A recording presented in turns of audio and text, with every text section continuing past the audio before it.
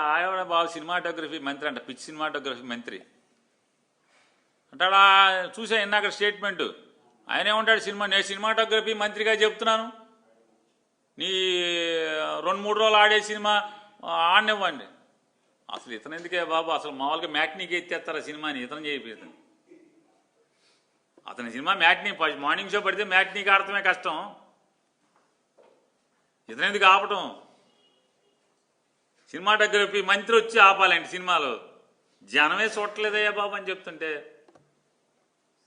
ఇప్పుడు దాకా కొనుక్కున్న వాళ్ళు బికార్లు అయిపోయారు, సినిమాలు కొనుక్కున్న వాళ్ళు బికార్లు అయిపోయారు. ప్రభుత్వానికి జిఎస్టీ కట్లా ఇంతవరకు ఆ ప్రొడ్యూసర్ ప్రభుత్వం నుంచి అడిగిన ఒక్క అధికారి లేడు. జిఎస్టీ కట్టపోతే ఇంతవరకు ఆ సినిమాకి ప్రభుత్వం నుంచి అడిగిన వాళ్ళు లేడు ఎవడు. వేరే వాడిని అయితే ఊరుకుంటారా అంటే అడుగుతున్నాను. సినిమాలకు జిఎస్టీ కట్టరు, కొనుక్కున్న వాళ్ళేమో బికార్లు అయిపోయి పాపర్లు అయిపోయిన పరిస్థితి. దానికి నువ్వు సినిమాటోగ్రఫీ మంత్రి ఒకడు వచ్చి ఆపాలండి. మళ్ళీ ఇవన్నీ వేస్ట్ మాటలు ఎందుకు ఇదంతా?